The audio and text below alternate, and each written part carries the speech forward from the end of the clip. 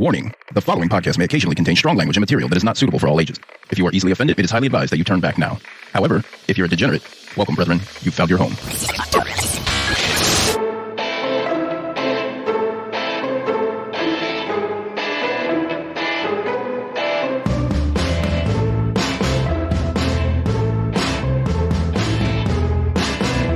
Welcome to Crime Diner, where we share eats and treats while spilling the deets. We are the podcast formerly known as Wine, Dine, and Storytime. I'm going to keep saying that until maybe I'm done with it. Till it feels like it's sunk in. Yeah, till we get our listeners back. I don't know. Right. So we figured, since, celebrities can do it, this little shitty podcast can do it, That's right? right. I mean, if you are at the top of the food chain as far as celebrities, you are a brand, right? That's right. And they've literally rebranded. Definitely. A few people have done this. Sure. And they've done it successfully. Yeah. We can do this. We can do it. If J-Lo could do it, Yeah. we can do it. Jenny from the block. Right. If you're just joining us, we are a podcast that covers stories of true crime, mysteries, and anything that we're really interested in. It could be creepy things, ghost stories, history shit that's just like, what? Anything like that. And we do this within a dinner with friends theme. And I'm Nidia. I'm Dana. And I'm Cindy. So it's our third episode as Crime Diner. Right. Doesn't that just like roll off the tongue? Much better than that long episode or podcast name. Yeah. Dana, last week you told us a really interesting story about Doris Payne, the diamond thief. I had never heard of her. And how there isn't a Halle Berry movie about this. Yeah, truly. I really hope that someone does pick that up because it's such a crazy story. Who do you think would play her? There's been 3 different times that they tried to start this movie with 3 different women that were going to play her. But I do think, now maybe Halle Berry's a little old to play her. Okay. Because she's like, well, I don't know. Halle Berry is still doing action shit, right? Yeah. I don't know. What about Zendaya? When she's younger. Or Zoe Saldana. You know what? Actually, I think that might have been the other person that was supposed to play her in the second. Really? Yeah. There's like 3 black actresses that Hollywood just uses over and over again. Yeah. Like, let's really call it what it is. Yeah, that's true. Maybe we'll get somebody like beautiful that doesn't have a big name. That would be really good. We need to start refreshing the freaking pool out there, definitely. So anyway, it was a really interesting story about a jewel thief who was very successful. Very successful. Kind of a rags to riches to rags kind of story. Yeah. She went from stealing diamonds to shoplifting at Macy's. Yeah. To stealing our hearts. Right. I'm going to tell you a story this week. Can't wait to hear it. And I just want to remind the listeners that we now include timestamps. For those of you that don't care for our banter or about our lives at all, really. Check the show notes. You can just go directly to the story. Yeah. And warning, the story is heavy. This week? Oh my God. Have we just met? No, unfortunately. I've known you a very long time. I like a deep dive into a really...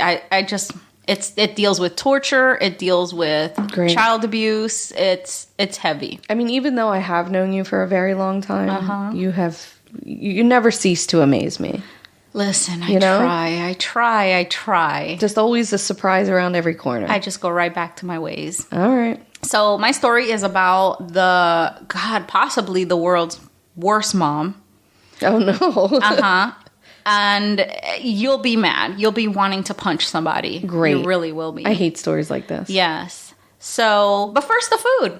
Let us pray. Bless us, O patrons, for these thy gifts, which we are about to receive from thy donations through Patreon every month, under the power of the Bad Bitches Cult. Oh, it's a quiche. It's a breakfast quiche. It's a breakfast quiche, but it's quiche. Sorry, guys. It's reminiscent to sandwich. It's sandwich. It's a quiche. So she now has 2 words: sandwich and quiche. And there's a third word too. I can't think of what it is. Chicago. Oh, Chicago. Because if I say shit, Chicago, it always makes me feel like I'm saying shit. Okay. Enunciate. Wow. Maple bacon And it's latticed. Like it's got like a basket weave. She fancy. She fucking weaved bacon for us. I sure did, bitches. I sure did. So I don't know the theme. Okay. I'm laughing a little bit because Nydia just said serial killer mom. Okay. And thus, I had Serial Mom, the movie, on my brain. I don't know that movie. Me neither. It was Catherine Turner. Okay. And Sam Waterston. And it's a mom that loses her mind and starts serial killing everyone. Protecting her family, of course. Okay. And anybody that just were not proper. Okay. Anybody that was rude. Yeah. And so she started serial killing people. When did this movie come out? Oh, God. Early 90s? I want to say 90s. Okay. But we watched it. But I thought of that movie. And then I was like, they had breakfast. So I had breakfast. Okay. I will allow it. That was a leap. But yeah, I followed your train of thought. I will allow it. Yeah. Although the mom in my story, I don't think that there's ever a time where she tried to make her kids breakfast, but she never laced lattice. Hell no. Lattice the bacon. Hell no. Quiche. Okay. But I can see where this is going, and it was a good effort. Okay. A for effort. It smells fantastic. I mean, just Serial Mom, the movie. Just check it out. You'll understand why I made this. And well, it's beautiful, and I want to get it in my mouth. And at the very least, I did not make lamb. I know me and Nydia would be for lamb. I don't know if Dana would have been for lamb, but in Serial Mom, she kills somebody with a lamb leg. You should have made the lamb. What are we drinking? Ooh, we're drinking mimosas, but I added pureed strawberries and a little bit of pineapple juice. I am fucking so loving this drink. It's very good. I'm kind of mad that the only extra mimosa that she brought was in a mason jar. Like, that is clearly not enough for the level of drunk that I'm looking to get. Okay. Well, you were chewing it, so I'm actually really glad that she didn't bring me any more. I'm going to continue to chew it. It's pulpy, yeah. And I have the pureed strawberry right next to me. I see that. So that I can just num. All right, let's get into it.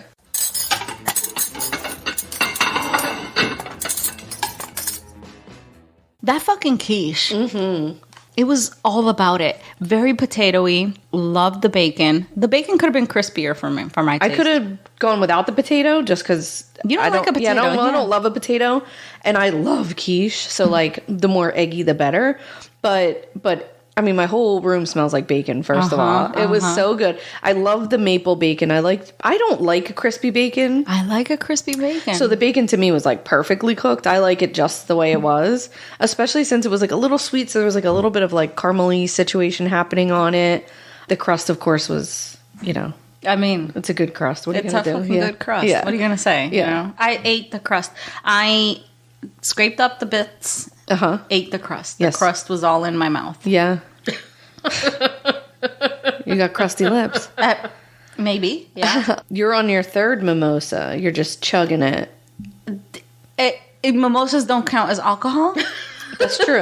I'll give you that. That's a fucking breakfast drink. I went over a couple of months ago, over the summer, I went to visit a friend in Ohio, and I don't really, I drink with you guys. I'll have a couple of glasses of wine or whatever, but we had gotten really drunk, and these are high school friends. So they're friends that I used to get drunk with all the time. Right. You get high school drunk with them. Right. So we got totaled this one night, and the next morning I woke up and I was feeling it. Hard. And I was like, oh, am I going to puke actually? Because I was that's the worst. I had put myself to bed on her couch. I went to sleep on her couch, and they came in an hour later, and I had tucked myself in under towels. They were why are you under towels? I thought it was a blanket. I was covered up under the towels. And so I went back to sleep, and they all got up and had mimosas. So when I woke up 3 hours later, they had drank 3 or 4 bottles of champagne, and I was like, are you guys okay? What the fuck? And they're like, it's champagne. It doesn't count. And I'm like, I simply cannot. I couldn't drink for 3 days after all of that. Let me tell you how much champagne doesn't count. Or in this case, Prosecco, right? Prosecco? Prosecco. Prosecco? Is it Prosecco or Prosecco? No, Prosecco. That being said, hand me the bottle. Okay. So this is how much it doesn't count. In Hispanic families, and in some families in general. Okay. A baby will be given a glass of champagne for New Year's. What? Or at a wedding to toast. Okay. I mean, yeah, sure. There's no alcohol in champagne. I'm saying it right now. I mean, especially there when mixed with definitely orange is. juice. It's a scientific fact that if you put orange juice or any kind of juice in... Why are you laughing? In champagne, it cancels out the alcohol. It's like cooking the alcohol out of it. Really? Yes, it's because there's acid in there. Okay. And Cindy used a double acid. She used a pineapple juice and also an orange juice. And the double acid cooked the alcohol out of it, which is why I am not drunk right now. I'm merely buzzed and my upper lip is sweating. I'm going to need you to state your sources. It is glistening, actually. I'm going to need you to state your scientific sources because, bitch, I don't believe you. I am somehow sweating and also have goosebumps at the very same time. Do you want me to turn the fan on? No, this may be a heat flash from menopause, or maybe there's a little bit of alcohol that was left uncooked. Just a little bit, yeah. Yes. It's like medium well. Look it up. I am wondering. It's a scientific fact. I simply will not. There is a podcast out there that's called Prosecco Theory, and I'm just going to have to reach out to them. We want to hear it. We need answers. It's a scientific fact. I studied biology in college. I don't think so. I know about these things. Oh, okay. I am almost a doctor. All right, Whitney, settle down. Wait, Whitney? Because I know about these things. Oh, okay. Anyway, all right, yeah. You almost sound like that was her. a long... I know. We're vocal twins. So, like we said before, there's timestamps. Feel free to skip ahead. Right. Oh my God, I'm so hot. So anyway, I'm on mimosa number 3. Yeah. I'm feeling good though. Yeah. We'll settle down because you have to tell a story. This is so good though. I know. You know, it's Cindy's fault. It's her fault. So anyway, the food was delicious. The mimosas are fucking They're flowing. They're 4 for $1. It's insane. Yeah, right, exactly. Did you miss me so much? No. No? Yeah, I hear you. My son is here from college, right? Your son is home, right? No, he went back home. Oh, did he? He immediately went back home. He was like, see you later. He grabbed his Christmas PS5 and was like, bye. Pissed the fuck out of here. Pissed the fuck out of here. Good for him. He didn't even take his fucking cord. Like, he left the electric cord. He was like, I'll make do with the PS4's cord. That's so funny.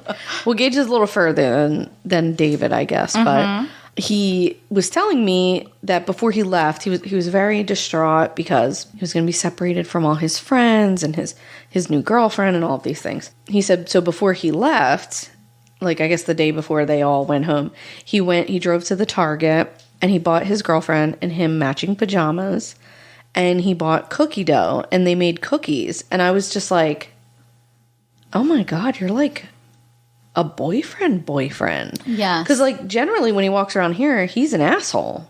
Yes. Like, he's very mean. He's, like, not a nice person. Yes. And he's, like, grumpy and, like, doesn't, like, he, like, grunts at me most of the time. I was just going to say that, the grunting. It's the grunting for me. Like, I asked him earlier today, I said, there's wipes underneath the sink. There's wipes under both the bathroom sink and the kitchen sink. He shaved in my bathroom. He got little shaving hairs all over my bathroom sink. Yeah. So I was like, there's wipes. Can you clean it up? So, of course, today I said, move everything off the sink and then put it all back exactly where you got it. But I have like a little jar of hair ties. And I had taken my hair tie out this morning. I put it on top of the jar and got a new hair tie because it was a little loose. So I know that he didn't move it because there was still a hair tie sitting on top of it. Oh, like there's just like no way he could have moved it.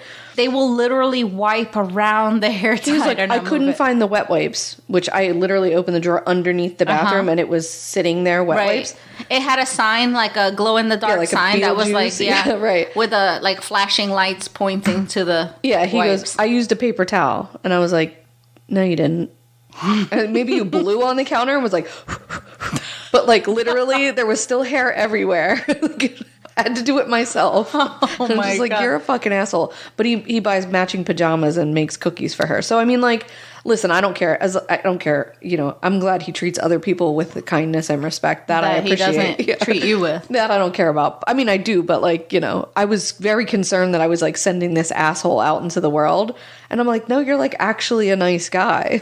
Mine Very strange. Mine does the same exact thing. That's so nice. Yes. He's like, rub my back, woman. And I'm like, yes, sir. Rubbing his back. But he would buy matching pajamas and, you know, cookie dough and All right, good. the baking thing. All right. Hey, I feel good about it. Hey. I was befuddled by the conversation. I'll tell you one thing, though. David does, in fact, not help out at home at all. Right. He would be like, yeah, I'm not cleaning up the hairs. And then it would be like a whole thing. And I would yell and cuss him out. And then he would be like, why are you this kind of mom? Right. All you had to do was ask nicely. But I had already asked nicely. But Like 7 times you send a written request. And, exactly. So it's not until I turn into a dick that he won't, jump to action. But at his own place, he's the neat Nick. You know, Good. he's like the one forcing everybody to clean, and so I'm like, maybe some of my cleanliness rubbed off on him. Well, I did say that he came out and talked. I think I talked about this before. That every now and then, every couple of months, he'll like come out and talk to me, and I'm like, I just like sit there quietly and let him talk. Like a deer in headlights. Yeah, because you don't want to like interrupt him. And he was like talking till 1 a.m. last night, and I wanted to be like, bro, get the fuck out of here because I have to go to sleep. But, he's talking, so I just let it go. We were talking about school. We were talking about this. We were talking about that. And he was telling me that he was, like, laying in bed, and he wasn't really sure how he was doing in school, and he was not confident, and, other people seem to have, like, a very easy time, and they don't have to work that hard. And it took him some time to, like, get used to, like, the college world and how this whole thing was going to go. And he said he just, like, was laying in bed one day, and that it, like, hit him like a ton of bricks. He was like, I'm paying money for this. Right. Like, I have to make this worth it. He said he got up, cleaned his whole room, and then sat down and wrote a paper. And he was just like, ever since then, I've like, I got it. I get it. I know how to do it now. I'm glad it and clicked. I was like, I was sort of like, oh, thank fucking God. Oh my God. You know what? It's so funny that like when my son wants to talk with me, like he does have these like, long, times where he just wants to spill his heart out. It's usually in the middle of the night and the most inconvenient. Always in the middle of the night. It's always the most inconvenient time. But it's like holding a hummingbird in your hand. Exactly. And you're like, oh my God, this is so magical. It's so funny. I don't want to move. So we moved the studio into my bedroom because I got a hot tub. It's a whole thing. Yeah. But when I turn the lights out in here, it is pitch fucking black. Right. Pitch black. And when you turn the light out in the hallway, I sleep with my door shut. So when you turn the light out in the hallway, if somebody opens my door, there's no lights, there's no windows, there's nothing out there. It's very dark. I'm usually here alone. No one lives here. He's at school, whatever. And so I'm laying in bed watching TikTok, and over the last week or so since he's been home, he keeps opening my bedroom door and like sticking his head in, but I can't actually see him because it's dark. I mean, maybe I should start locking it because he like keeps being like, he wants to ask me a question. I'm like, it's like 1 a.m. It's so weird. I'm like, what are you doing? But you're not asleep. You're not watching TikTok. That's true, but like it scares the shit out of you because you're like, is the door open? Is someone standing there? I can't fucking tell. Then I have to turn my flashlight on. He's like, why are you turning the flashlight on? I'm like, why are you standing there like a fucking creep? Looking like Nosferatu. Yeah, like, what the fuck? Fucking asshole. Anyway, that's all I had to say. That's my rant. I hope that you... that's called Mom Rant didn't Corner. skip forward too far. But yeah, definitely. Yeah, so my story is really long, so... If there is no further ado... There is an ado. There is an ado. Yeah. It's happened? called dessert. Oh, shit. I forgot about that. I forgot this new thing that we're doing. Yeah. Okay. We're doing a thing. All right. All right, let's have dessert. Yeah. Is it a Fruity Pebble cheesecake? What? I can smell the cereal. It's Not Fruity Pebble. Tricks. What? crunch berries. What? It's a Crunch Berries fucking cheesecake. What the fuck, bro? With vanilla wafer crust. Oh my god. My God, clutch my tits. It's over. It's on. It's on. It's on. It's on. This was somebody had posted it and said, Cynthia, you should make this. And the one that was online, I was like, there's no fucking way. Basically, I made it happen. I made it happen. Yeah, you fucking did. All right. I don't want to talk about it anymore. Fucking chow down.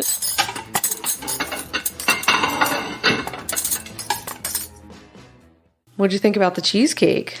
Delicious. What's not to like about cheesecake? It's cheesy, it's cakey, it's childhood in my mouth It's because your it had childhood dreams. crunch berries. Stop saying childhood in your mouth. I hate it. You know what? You know what I like? When you eat Captain Crunch and it cuts the whole top of your mouth. I hate that. That's like the thing about cereal that I can't stand. Yeah, this didn't do that. No, this was great. This did not do that. And I love me some original Captain Crunch. I had never had crunch berries. Yeah. But somebody had tagged me on this in a picture of this crunch berry cheesecake. And I was like, challenge accepted. So I created what I created for you guys tonight. So this is an original recipe. This is my original recipe. This is a Cindy original. Mm-hmm. Nailed it. Get it while it's fucking hot. I don't know what to tell you. Not while it's hot. No, it's cold. over It's the actually cold. get it while it's cold. It's a fucking cheesecake. Get it very cold. Let's get real with it. Yeah.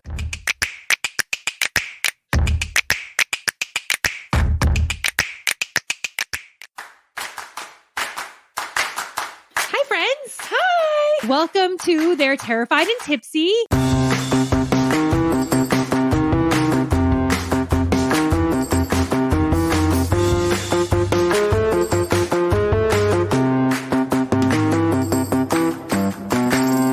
So I'll start. Okay. My name is Courtney. I love long walks on the beach, white wine, and I absolutely love scary movies. And I'm Stephanie. I also love long walks on the beach. I love white wine, but I absolutely hate scary movies. So Stephanie, Mhm. can I ask you a question? Please. Why in the hell would you want to watch scary movies and do a podcast on scary movies when you hate them? Oh, that's easy. Because you forced me. That's true. But you know what? There's wine. Yeah, so I'm basically only here for the wine. Lots and lots of wine. We're gonna need it. Well, since we have very different feelings about scary movies, we decided to share our emotional struggles with you all. Yeah, so grab a glass of wine, your favorite couch blanket, and get comfy and enjoy the ride with us. Also, you can find They're Terrified and Tipsy on Instagram and Twitter, plus all the podcast platforms. For links, head over to tipsypod.com. Cheers!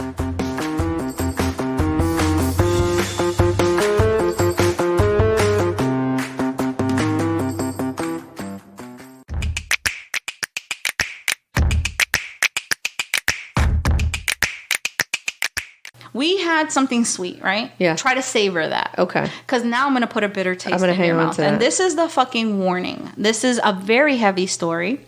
It deals with torture. It deals with child abuse. It's all of the torture. Okay, great. So let me get right into it. So I became aware of this case when I stumbled across an article titled "The Biggest Manipulator, America's Most Evil Mom, Shelly Knotek, Abused Her Daughters and Tortured and Killed Her Friends." Fuck. That headline grabbed me, friends. It just did. Yeah. So it was an article in the Sun Online News, and we've used them a lot. We use them a lot for stories. They have very good stories. And your cat has now joined the podcast, and I'm fine with it. Okay. Naturally, I was intrigued. So I wanted to learn more. So I found out that there's a book called If You Tell by Greg Olson. Yeah. Greg Olson is a true crime writer. He has a few novels out there on some true crime, and he's an excellent writer. Okay. It reads like a fiction, but this is very much real. Yeah. And you want it to be fiction, but this was very much real. You listened to the audiobook, you said. I listened to the audiobook on, I didn't say that, but yeah. I'm sorry, you told me that. Yeah. So I listened to the Audible version of it, and the actress does the voices, and Yeah. she makes it very dramatic, and it's just like amazing story. I highly recommend it. So I also watched an episode on Snapped, which featured her. Okay. And Dana's making tight, like, what is that called? Angry mom face, where like her lips get really skinny because she hates it when the cat's in here making all kinds of noise, but I'm fine with it. Ashton's so beautiful that he's allowed to do He's whatever he very wants. beautiful. So I watched Snapped, Okay. and you know, it was and very much enlightening. But I recommend the book because a lot of the other sources that I went to allthat'sinteresting.com and a lot of other ones, and I don't want to bash it, but they had a lot of wrong information Right. in there, and I was just like, wait a minute, what? Yeah. And I listened to other podcasts that featured it, and I was like, that is all wrong. Yeah. So anybody that didn't go by the If You Tell book, they were kind of like getting the details all wrong. Okay. I'm saying according to the book, right? Which he got parts of the story directly from the family. Right. So if the family doesn't know the details of it, then whatever. So anyway, I'm putting the links in the show notes. Okay. For anybody that's interested in that. So I'm going to tell you a story. Like I said, it will have extreme child abuse and torture. So brace yourself or skip this story. It's going to be a bumpy ride. We start out in the hometown of Michelle Knotek, which is the person that I am going to cover, in Battleground, Washington. Have you ever heard of Michelle Knotek? No. Okay. So I'm going to give you a little bit of background on her so that we know where she's coming from and where she may have picked up these serial killer tendencies. Okay. Because she was a serial killer. Shit, really? Yeah. Very slow serial killer, you would have to say. Okay. All right. So her father was the big shot around town. He was 6'2". His name was Les Watson. He was a smooth talker. He owned 2 nursing homes and a bowling alley along with his mother, Anna Watson. He met his second wife at that bowling alley. She worked at the bowling alley to save some money for college. Now, the book doesn't share her name, and I will only call her stepmother. The book doesn't share her name? It doesn't share her name. It changes her name. Okay. She just wants privacy. She wants privacy. Okay, gotcha. So I respect that. I mean, you could probably look up her name and find it, but I just respect people's privacy if they don't want it, right? So, so she worked at the bowling alley to try to save money for college, and she was a beautiful blonde, and Les got her to marry him by feeding her a series of lies. The first of which was that he was only 4 years older than her, which in fact he was 10. All right. So the day after they get married, Les's ex-wife, Sharon, Todd Watson, calls her and says, "When are you going to pick up these damn kids?" And she's like, I'm sorry, what? Les had failed to mention to his new bride that they would be raising his kids by his ex-wife. Fuck. Who no longer wanted to have anything to do with those kids. And so she's 19 years old. She is fucking 18 or 19 years old, fresh out of high school, a new bride, and an instant mother to 3 kids. Wow. So Sharon Todd Watson was an alcoholic who, according to Les, also suffered from depression. She was the mother of Les's 3 kids, Michelle, age 6, Chuck, age 3, and an infant named Paul. These were Bebe's kids. Remember Bebe? Jesus, yeah. And his new wife felt she had no choice, and she took on her new husband's kids. I would have been like, hell to the no. Hell to the no. No, thank you. Bye-bye. Michelle nicknamed Shelley, and I'm going to start calling her Shelley from now on. Okay. So Michelle is Shelley. She was a gorgeous little kid with big blue eyes and curly reddish hair. She was a precocious little thing who manipulated her little brother Chuck and did all of his talking. Shelley hated her stepmother, and their stepmother had their mother had completely checked out and never looked back. So once she was with this new mom, she was like, bye. Done with this. Done with it. She had turned to alcohol and even, deeper, and she was possibly even like doing sex work. Okay. Right?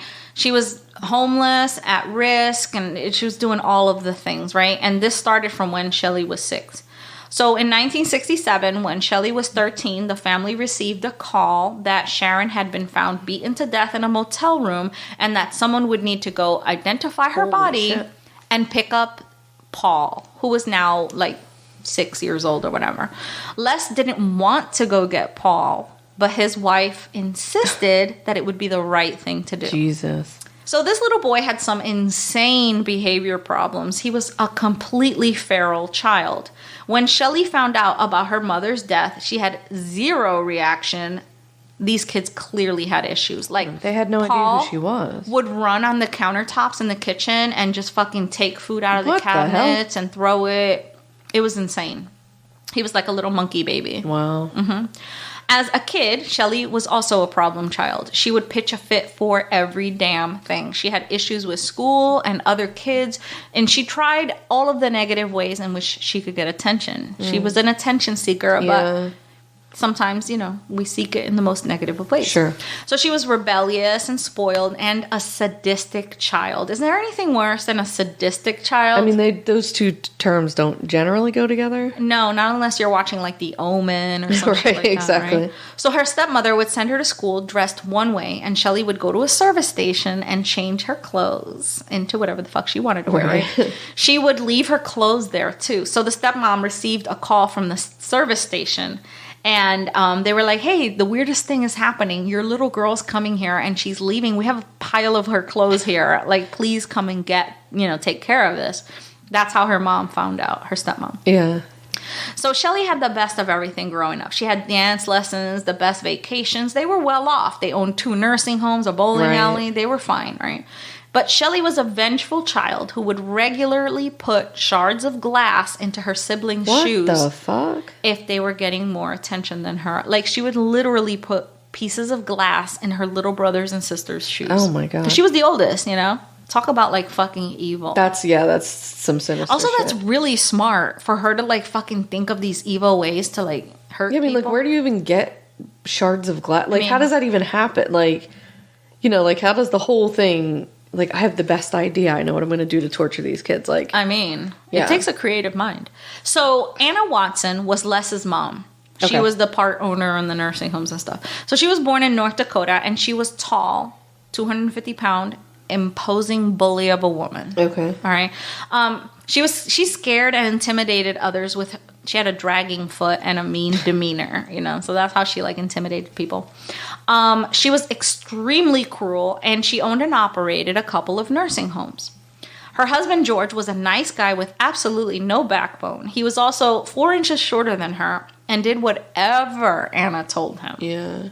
And this even went as far as making him sleep out in a shed that was about 8 by 8 right outside their kitchen. 8 by 8. He probably was like, thanks for the shed. This is great. See you later. Yeah, but that's tiny. And she did this for 20 fucking years. Jesus. All right. So he basically never slept in the house.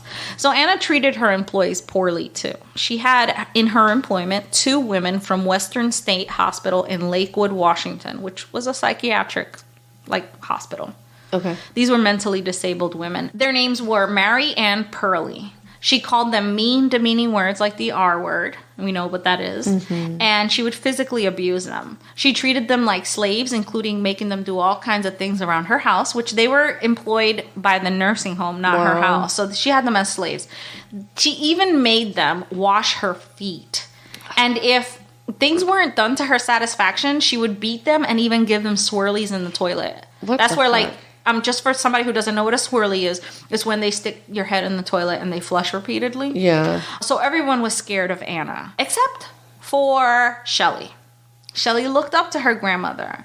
She would spend a lot of time with her grandmother. This is not a great role model. It is not. And I'm pretty sure that Shelley really looked up to her grandmother, Anna abused Shelley, too, in the form of giving her horrible home haircuts and, kind of breaking her down a little bit. She did it to make her stepmother feel bad. She'd be like, "You're not taking care of her hair," and she would just chop all her hair off. And then she has to go to school. It kind of takes a kid's dignity away. Sure, yeah. But it doesn't sound like Shelley was ever interested in being kind to friends or anything. You know? It doesn't sound like that. So Shelley was Anna's protege. Perfect. Right. When Shelley was 15, she didn't come home after school one day. When her stepmother called the school, they told her that she had been taken to a juvenile detention center for her own protection because she had told the school counselor that her dad had been raping her. Oh, my God. Yeah, so her parents balked at the idea, and they demanded that she be examined by a doctor. Okay. The dad was like, absolutely not. Get a doctor in there because I did not touch her. They were shocked that Shelley had gone that far. Shelley had done stupid things, but to accuse your dad of raping you, if that's that not could happening. ruin your dad's if that's life. not happening, that's crazy. Right. So once the doctor examined her, it was determined that she had been completely untouched. Fuck. So upon inspection of Shelley's bedroom that night, they found a True Confessions magazine under her mattress with the article titled "I Was Raped at 15 by My Dad." You remember those magazines? No. True Confessions? No. So it was like a magazine where people like would write in like things that had happened to them. But it was like very well written, and it was like a series of articles. I want that more than anything in the whole entire world. You've never really read them? No. Oh, it's just it's oh my god, it's so I'm really good. like becoming into like old timey things. Vintage. So like vintage, that's the word. I would love that. Really? I'm gonna look for it. Yeah, Okay. I would love that. All right, if I find it, I'm gonna get it. Oh my for god, you. please do. Yes. So that's what she. You know what would be cool if we did that for our patrons? Like if that we would be just so read fun. them. Yeah. Oh my god. That's a great idea. So that's what she used as an inspiration for this fucking fabrication of a story that she had made, right? So everyone realized that it was all made up and the school had egg on their face. They decided that they didn't want her to return. The school. And her school. Yeah. And even the detention center was like, bro, she needs psychological evaluation, you know? So they did. They were a well-to-do family, so they got her therapy. But therapy didn't work for Shelley because she never thought that she had done anything wrong. Yeah. She refused to admit it. She would stick by her guns. So at this point, Shelley craved attention and she didn't care how she was doing it. Okay? She thrived in seeing other people just uncomfortable and you know. So no school wanted Shelley. None. No school. So they sent her to live with her stepmother's parents for the year, her step-grandparents. Oh, this is terrible. For the school year. That's fucking elderly abuse. Yeah, this is terrible. She would volunteer to wash dishes at her step-grandmother's house, and she would just throw the dishes away or put them back dirty. Like, how fucking crazy is that, right? I kind of love that, though. You would. I would. I'd be like, yeah, I'm not going to wash these. I'll just throw them in the But she volunteered for it. Well, she needs a credit. I guess. She needs a credit.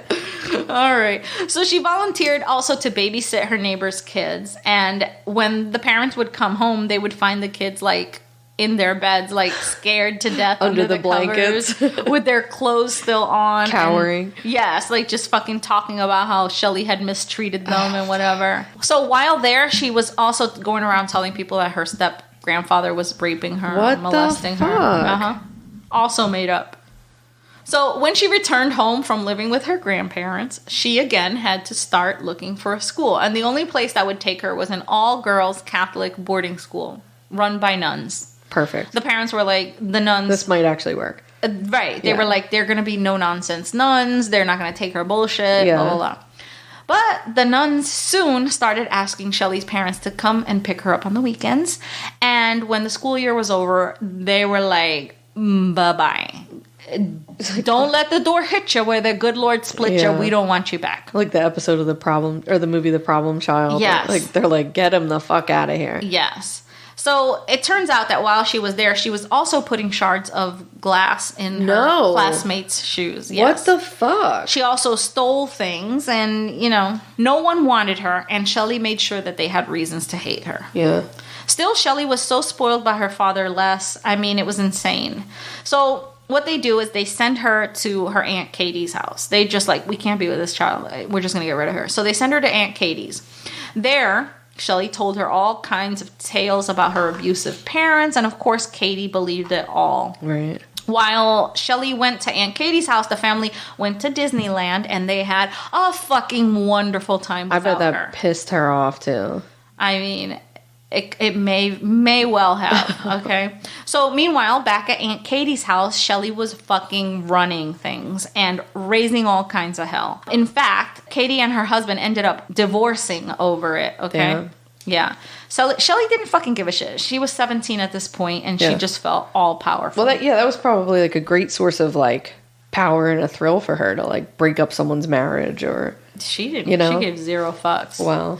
So at this point, Shelley meets Randy Rivardo. It's the summer of 1971, and those two date until graduation. You know, so one more year or whatever. Then Shelley returns to Washington to work in her dad's nursing home as a nurse's aide. Then later that summer, in 1972, Shelley calls Randy and asks him to move in with her with the promise that they would live rent-free and that he could save up for college faster with a job provided by Shelley's father. Great plan. Right. So Randy comes to her and her family basically says, hi, here's your suit. You're going to marry my daughter tomorrow. And so they basically knock him sideways with this whole thing. Yeah. All they want to do is unload her on somebody, Right. on some poor, unsuspecting sucker. All I'm saying is red flags everywhere. Yeah. This whole story is printed on red paper. When somebody's trying to give you their daughter, like, here, take her, please, that's a red flag. Right. I'd say. And you know what? The father, Les, was acting all too eager to get rid of his daughter. And so the wedding day comes, right? Okay. Nobody from Randy's side attends the wedding. Not his family, not his friends, nobody, right? Yeah. You would think it was because they didn't approve, Yeah, we're not right? doing that. Yeah. No. Shelley didn't mail the invitations. What the fuck? She was trying to isolate him, and Well, that's how a she good was way doing. to control somebody is by Absolutely. isolating them, She wanted to isolate him. At this point, they're both 19. It's a little too young for her to be this manipulative, but hell, Well, she's a pro. She's a fucking pro at it. It's 1973. All right.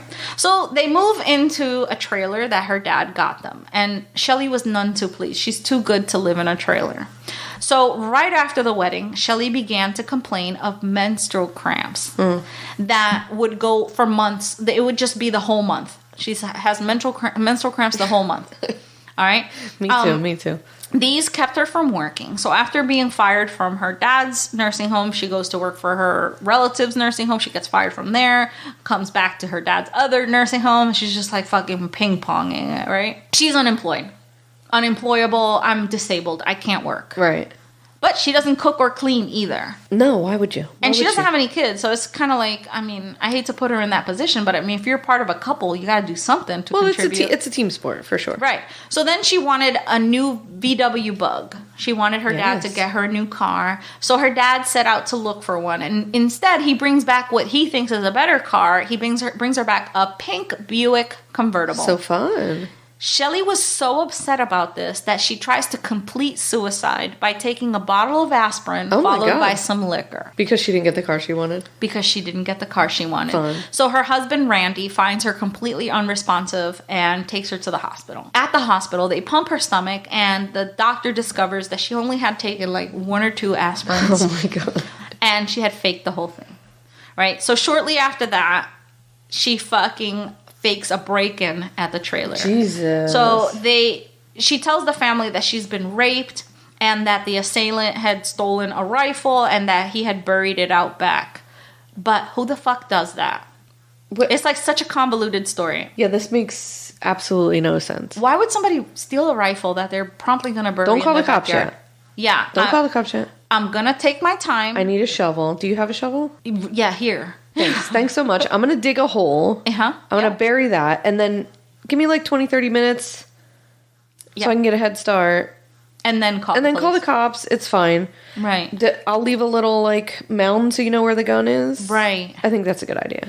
Exactly. And the cops are like, sure. When the police come and they investigate it, they inform the family that Shelley had lied, that all of the scratches and bruises that Shelley had were self-inflicted, and that she needed fucking psychiatric evaluation. Could you imagine being the cop that like shows up on that scene and you're like, the fuck? Yeah, like, lady, how you're terrifying. sick. Right. So the cop leaves the fucking trailer, and after, talking to her, and he comes out and he's got like this really concerned look, and he's looking at the husband and the dad, and he's like, listen, we're not going to press charges, but you need to get her psychologically evaluated, because who the fuck makes up this kind of shit? Yeah. I mean, they should have fucking listened. I mean, I think she needs to like a lot of could have been avoided. Yeah. All right, so she did this because she wanted to move out of the trailer, and so she succeeded.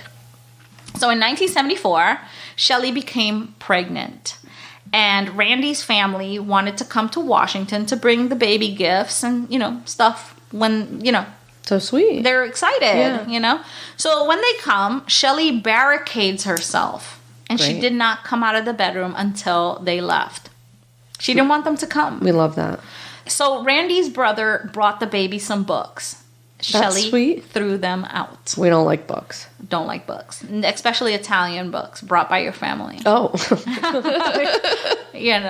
So anyway. So Randy's grandfather had brought them candy, homemade candy. Yeah. And Shelley salted the batch. Oh, what a bitch. Yeah. Randy's sister had left some clothes behind that she had just bought. Okay. And Shelley offered to mail them back to her. So when the sister opens the box back at home, the clothes inside had been shredded. And when Shelley is confronted about this, she says the post office must have opened the package, resealed it, done it, shredded the clothes, resealed it perfectly, and then shipped it. Like, you know what? It's logical. Yeah, logical. However, maybe not the post office, but FedEx might have done it. Fucking FedEx. Let me fucking pause for a second. I ordered my son a PlayStation 5 for Christmas, right? So when the box came, the box was completely open, held on by one piece of fucking tape. It looked like it had been stomped. It probably had. The box was fucking shredded. I was like, are you fucking for real? Thanks, FedEx. Great job. FedEx, fucking up your game. Up. FedEx delivered a package to the wrong house. The person called them, told them it was at the wrong house. Pick it up here. They never picked it up. We actually found a way to get the address of where it was dropped off. We went and picked it up ourselves. Which is a violation of privacy. Big time and very dangerous. Yeah. Oh, I'm aware. Anyway, this is not a story about FedEx, so let me get back to this. So in February 1975, her first daughter, Nikki, was born. The young couple moved in with Shelley's parents so Shelley could get help with the baby. Her stepmother really got attached to Nikki, as one who loves a baby, right? They stayed there for 3 months. When they finally went back to their own place, that's when the marital problems really started. Gotcha. Shelley began locking Randy out at night. He started sleeping in his car nightly.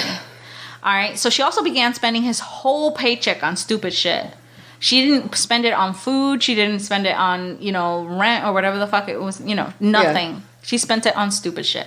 When he refused to hand over his paycheck, her dad made it so that the checks were deposited directly into Shelley's account. What the fuck? Randy could not take it anymore, rightfully so, because at that point you're a slave. Yeah, not only that, who's paying the bills? Nobody. You're taking the money and using it frivolously.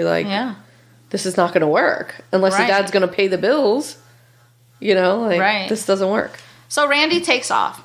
And she, tries to call him and, tries to get back together. So she tries to follow him out to his place, to, get reconciled or whatever. She does this until he gets his income tax check, which she promptly steals. And she goes and she leaves the baby with some relatives and she takes off. No one could reach her. So the relative watching baby Nikki calls Shelley's stepmom and says, hey, come get the baby because Shelley's literally abandoned her. Yeah. So Nikki goes to live with her grandparents for almost a whole year without hearing back from Shelley. A year later, Shelley comes back from the baby. She's like, hey, guys. Yeah, it's been almost a year. Yeah, but I'm back. I'm a super mom, ready to fucking be a super mom.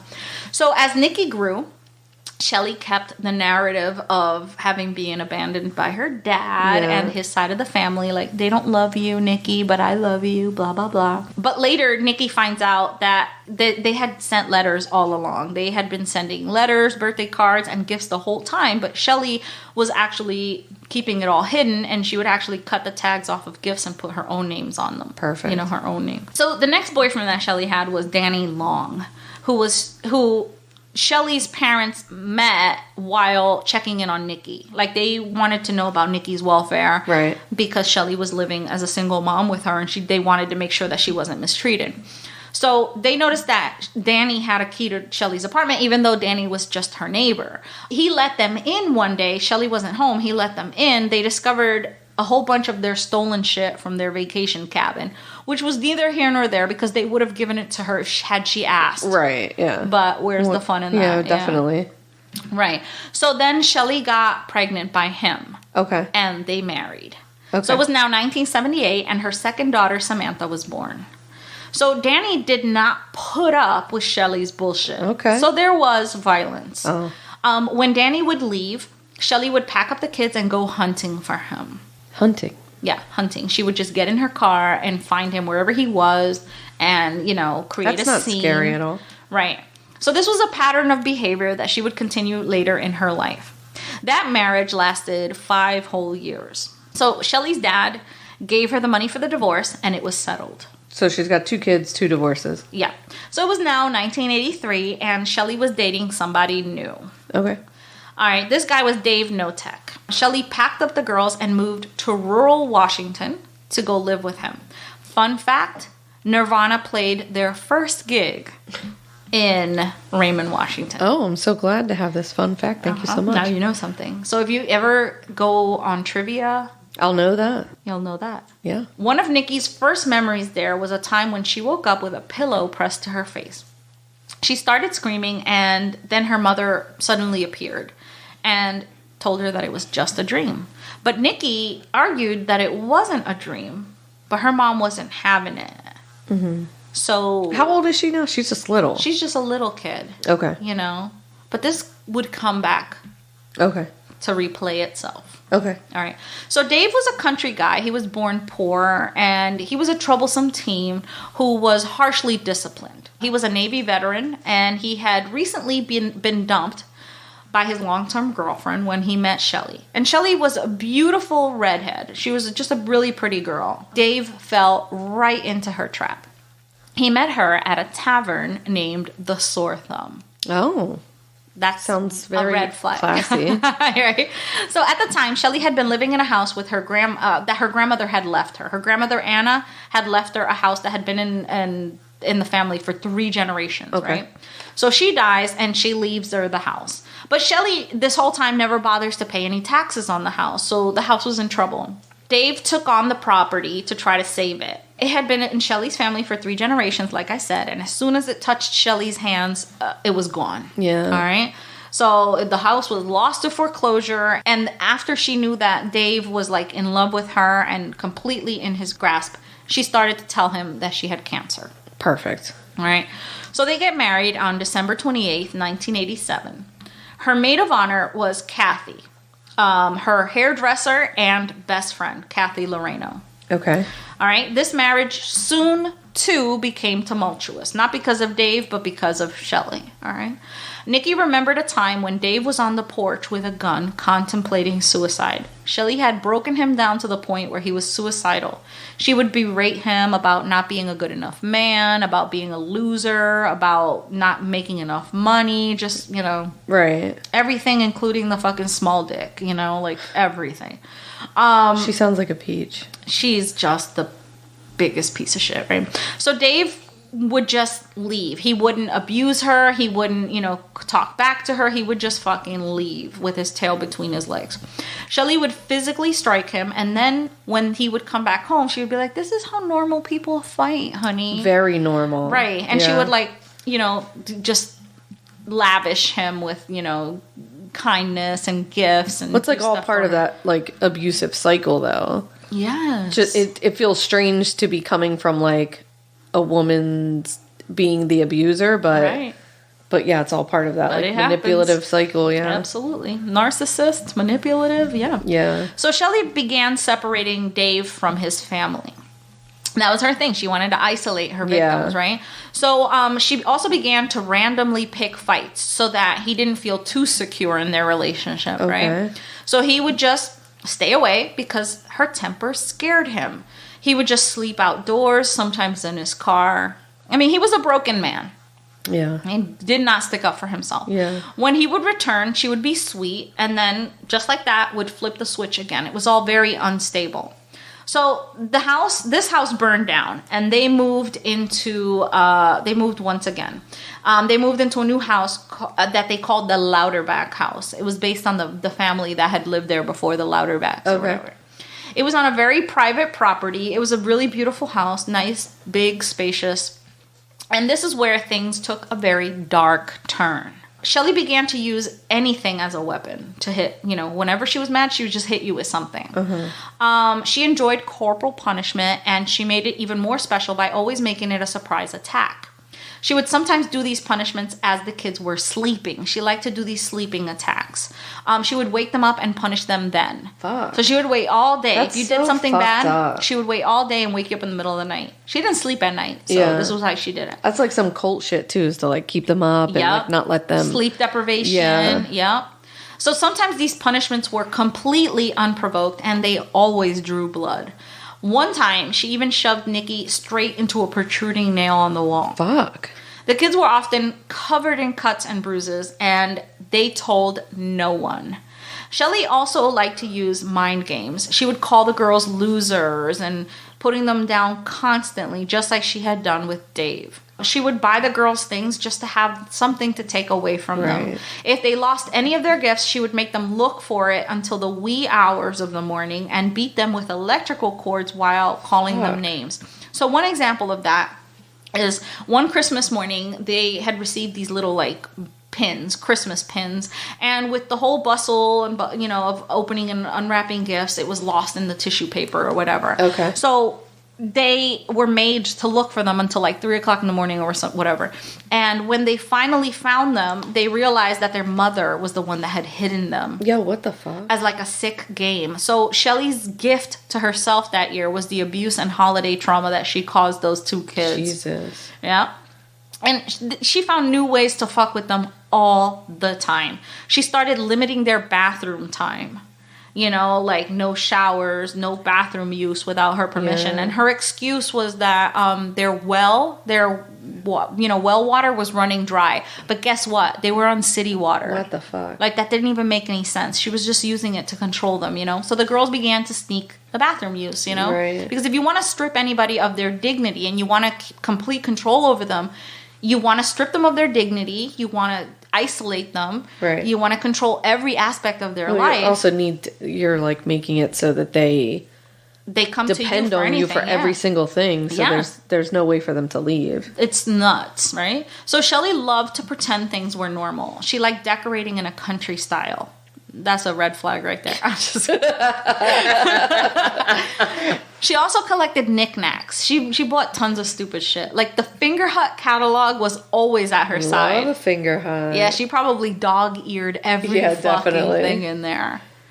Ugh, you remember the Finger Hut catalog? Yes, definitely. That's like the catalog that would like extend credit to anybody that was like flat broke. Yeah, my mom loved that shit. I love Finger Hut. Yeah. I would like get the new catalog and I would like dog ear all the things that I like.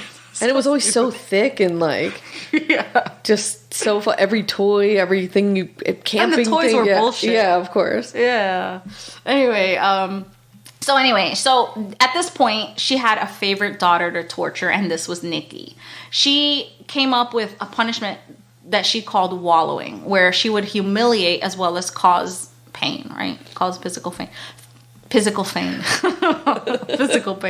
So this punishment would happen at night and even in the winter. She would wake her up in the middle of the night, call her a worthless piece of shit, have her strip down and squat naked in the mud as Dave, her stepfather, would spray her with a hose. Fuck. Shelley would watch from the warmth of the home, instructing Dave on what to do and calling her daughter a worthless pig. Oh my God. So during the winter, the ice would cut her because, it would be so cold that the little ice crystals would cut her. After wallowing, Nikki would be given a hot water bath along with more verbal abuse. And even though her sister Sammy was abused, it was never as much as Nikki. Right. Nikki was isolated and Sammy was a popular girl, so this may have been the reason, all right? I'm thinking maybe Shelley thought that Sammy would be most likely to tell because she was very well liked. She was popular. Right. And Sammy became kind of like a rat. She would rat Nikki out so that she would seem favorable to Michelle. Right. She became Michelle's little... It's almost like a survival instinct. It really is, yeah. One summer, Shelley locked Nikki away in a bedroom for the duration of the summer. The entire summer. What the fuck? She called her ugly, and she said, you need to think about that. And she locked her up in the room. She's ugly? Yeah, like, I was really confused about that. I was like, really? So then she upped the punishment, and she moves her into a closet. Okay. And she was left there with a plastic bucket from the Home Depot. And she was to have no contact with her sister Sammy, except for when Sammy would come and empty her toilet bucket. Oh my God. Yeah. So Nikki spent the entire summer reading books that had been stored in the closet. And when Nikki was finally let out, things were okay for a little bit, which was what the pattern that her mom did. Right. And but then it started all back up again. One time, Shelley even chased her and pushed her through a glass door. Fuck. Nikki was very badly cut, probably should have been brought to the hospital, but Shelley responded with, look what you made me do, you know? Shelley felt really bad because Nikki was very, very injured, all right? And so she took her out to dinner and got her nails, her hair done and stuff like that, which was something that she never did. Yeah. You know, because she was feeling guilty. She was really badly cut and probably should have had stitches, you know? But Shelley couldn't take her because the child had been so battered. She was covered in bruises and, you know, that they would have asked questions for sure, you know? So she just took medical matters into her own hands. Shelley had a collection of, like, medical books, you know, like home remedies and shit like that. And she would just always do that. Perfect. Yeah. And so the girls went on just hiding their scars and their bruises and never told anyone, not even their grandmother, Shelley's stepmother. Right. Who was very much involved in their lives. And they didn't notice that the kids were like... She didn't live near them. Oh, okay. And the kids weren't telling anybody, you know? So Shelley had a brother named Paul. Remember Paul? Who was always in and out of prison. Yeah. All right. And he was in a biker gang and whatever. So he had a son with this Alaskan native woman. And I guess she had some kind of substance abuse problem. Okay. And this little boy, you know, their son, Shane, was now 13 and in danger of, you know, being given over to the state. Because Paul was locked up. The mom was in no state to take care of him. So Shelley did the kind, wonderful thing. So nice. She takes her nephew in. Shane was very streetwise, but very sweet and eager to have a stable home and family. Right. Like, he just wanted it so bad. So he starts school with the girls, and at first he's Mr. Popular. Everybody loves him. He's got a funny sense of humor. He's the new kid, you know. And the girls considered him their brother, and he began to call Shelley and Dave mom and dad. Like, that's so sad, you know? He just, like, wants someone to... some normalcy and someone to love him, so Shelley was getting benefits for him. She quickly started to get benefits from him. So she brought him clothes and set up his own room. And Shane was a good kid. Shelley used to give him, like, a list of chores to do around the house. That was what she liked to do. You know, she liked to keep the kids always like a slave. So Nikki and Shane became very close because they were only like a year apart. Shelley began to fixate on him. Not so much on Nikki anymore as much as on him now, right? So she starts to increase her demands on the boy. And if things weren't done to her satisfaction, she would begin to take away his things. Like first she started taking away his pillows, and then his blankets, and then his bed.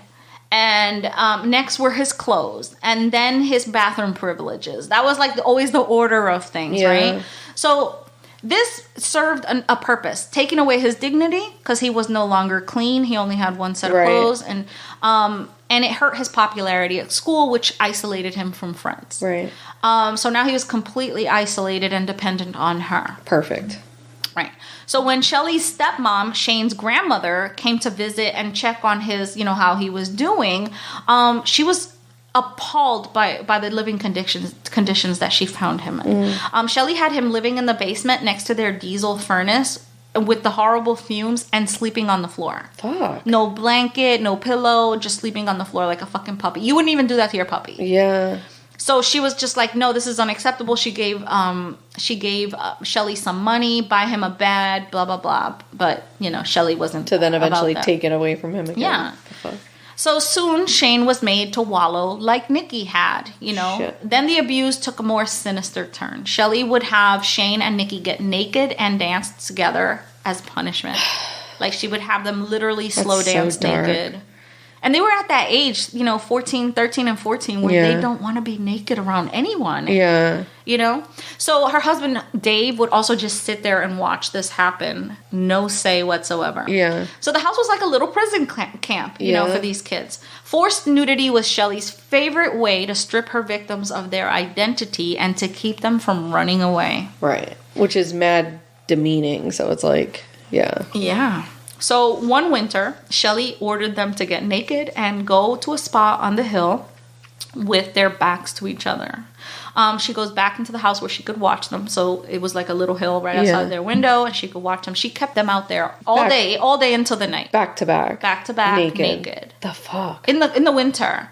That's so like devious. It's dangerous, is what it is. Yeah, like, I mean, definitely. So. If you think that was bad, that was probably the better stuff that Shelley did, because now we're entering the deep shit. Okay. All right. So Kathy Loreno, remember Kathy from the wedding, her best friend and everything? She moves in with them. Kathy was Shelley's hairdresser and best friend. She was a big girl who stood at 6 feet tall. Okay. Kathy moved in on the premise that Shelley, who was sick with cancer and had been telling everyone that she was sick with cancer, could use the help around the house and with the kids, and with, surprise, the new baby that Shelley was going to be having. While she has cancer. Shelley miraculously becomes pregnant while she is deep into her cancer treatments, including chemotherapy. Perfect. So Dave wasn't pleased about this, but he goes along with it because... The fuck is he gonna do? Who is you, motherfucker? Yeah, no one asked you anything. Right. So she moved into the open loft between Nikki and Sam's room. There was like an open loft area that they used as a playroom. So Kathy was 30 and unemployed, and Shelley told Kathy that she didn't need to work because they would take care of her. Very sweet. And so Kathy worshipped Shelley. She was her savior. Yeah. Kathy was also a giver, so she was down on her luck, and she was like, how can I help my best friend who's suffering from cancer? I am a giver. I want to take care of her. Yeah. Kathy was also depressed, and so Shelley was seen as her savior. You're here to take care of me. And Shelley milked that for all it was worth. So Kathy even drove Shelley to give birth to her third and last child on June 1st, 1989. The baby girl was named Tori, and Shelley told everyone that Tori was a preemie, even though she was only born a week early. Like, what kind of fucking psycho are you? So, one day, she comes up with this story that Tori had stopped breathing and that she had revived her. Okay. Tori was kept in the hospital for a week and then sent home with a special bed and a monitor. The alarm would go off often, right? So one night, Nikki's walking downstairs and she happens to notice that her mom is holding a pillow over the baby. Yo, what the fuck? So she realized that the pillow incident from when she was a little girl was not a dream, and that her mother was actually the one causing Nikki to stop, Tori to stop breathing in the middle of the night for attention, in like a Munchausen type of way. Yeah. And you would think that this is where story was going, but no, it gets darker. Okay. All right. So the situation with Kathy started to darken when during Sammy's birthday, Kathy gave her a gold necklace. Okay. So Shelley had given Sammy a popple, which was, remember popples? Yeah, I had one. So that was a popular stuffed toy at the time, right? So when Shelley asked Sammy what's her favorite gift was, Sammy told her it was Kathy's necklace. That's not good. That was like... No bueno. Yeah. Right. It was the wrong answer. Yeah. So later that day, Shelley beat the birthday girl with a belt for being ungrateful. Fuck. Because the correct answer was your fucking popple, Yeah, Mom. it's a popple. Right. It's definitely the popple. Right. Also, if the mom handed her a turd. A box of shit. Yeah, that's exactly what I was going to say. That is your favorite present. Yeah. So during all these years, Shelley had maintained to her family and friends that she was suffering from cancer. Right. That was her go-to story. She loved it. Her stepmother, of course, was in the medical field, and at this time, she was becoming real skeptical. She's like, wait a minute. How did you just have a baby and get pregnant and were able to go through a full, it happens, but there's a lot of risks to it. It's like a whole thing. It had been a lot of years. Yeah. You know what I'm saying? Somebody who's on chemo for all these years. Right. All right? So Shelley was going on like she had only months to live. And Kathy was doing everything for Shelley because Kathy believed her. Right. Her stepmother called her out for lying about having cancer. And Shelley went...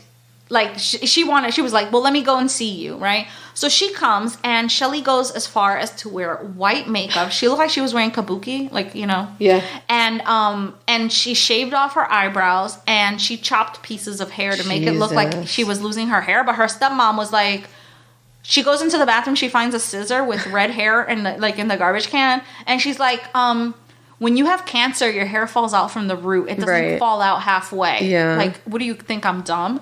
So Shelley becomes enraged, and she begins to cause problems for her and for her half-sister, Carol, who had come with the stepmom. And, she, like, crank calling and like calling their jobs and like disparaging them and like you know, yeah, just horrible shit, right? Yeah. So before Kathy came to live with Shelley, she was very social around town. She had friends. She was part of like the bowling league. She was, you know, social. Yeah. When Shelley got to her, she put an end to all of that and began to isolate her.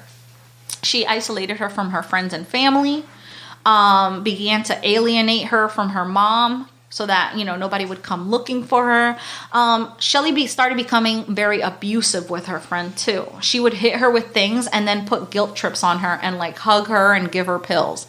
So she would, like, beat her with something, and she would be like, why do you make me do this? You know I have cancer. And, like, she would hug her. She's like, I just love you, Kathy. And this is so fucked. Very, very sinister. So Kathy was, like, you know, she didn't defend herself because she thought she had cancer. She didn't want to hurt her. You know, so, and then the pills, she was giving her like a cocktail of like fucking just sadness pills, you know?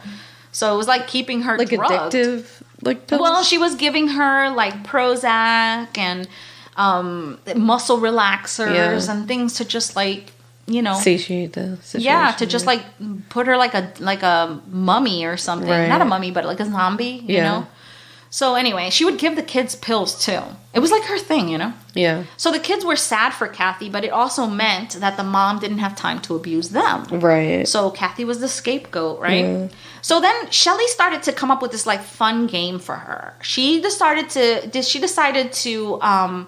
that she would begin to tell Kathy that she had been sleepwalking and eating things.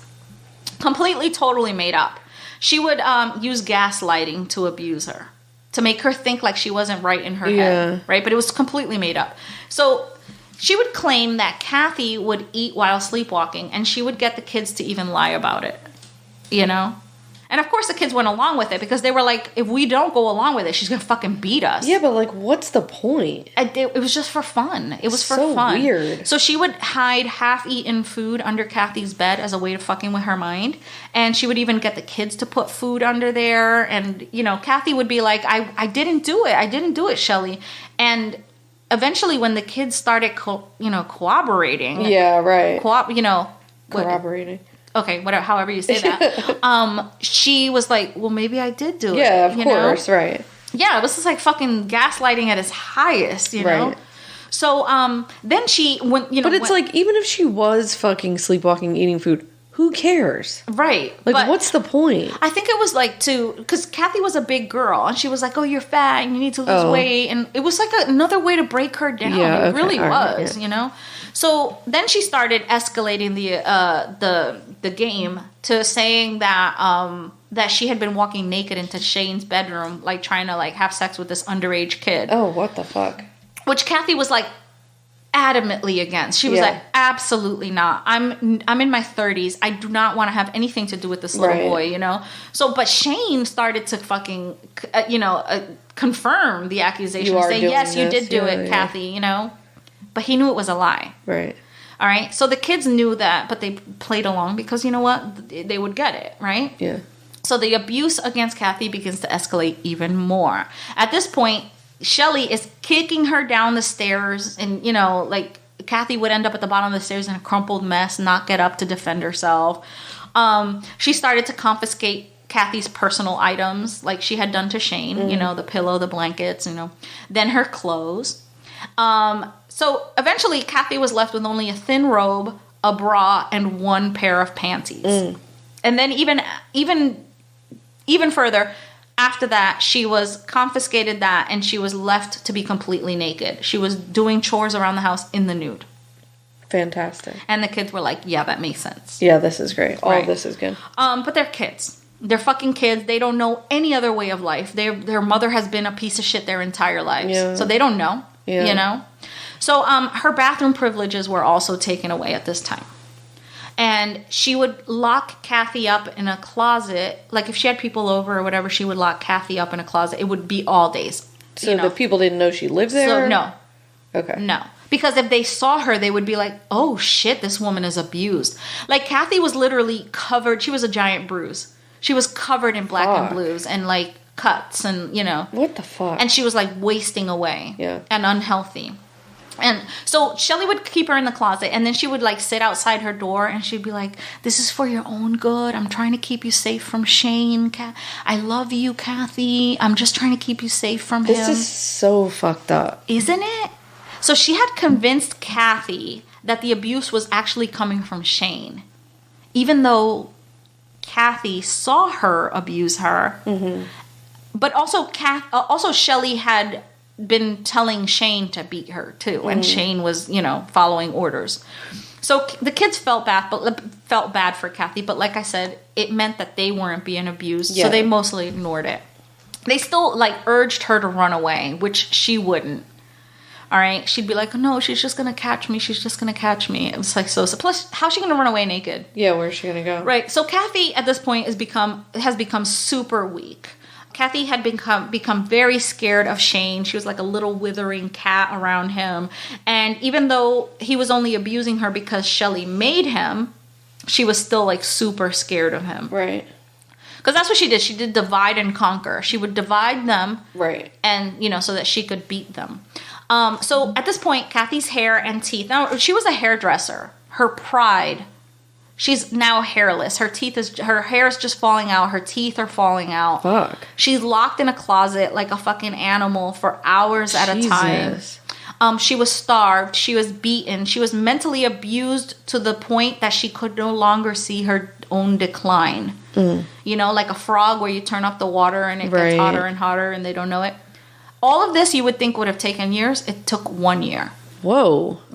She was like a slave in that house, literally a slave. Whoa. When the family went camping one year, Kathy was placed in the trunk of the car for the drive there. What? They just stuck her in the trunk and she was like, fine. When they got to the campsite, they made her set up and then she wasn't allowed to participate with them, so she was made to sleep under the car.